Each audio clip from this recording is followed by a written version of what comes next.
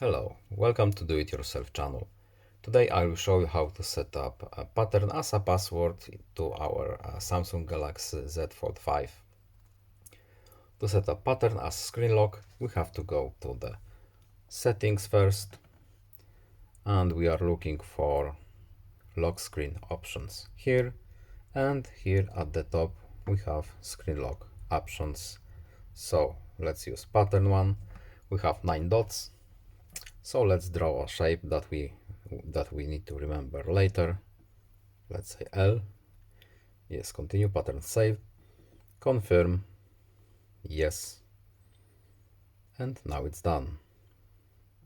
Let's see how it works.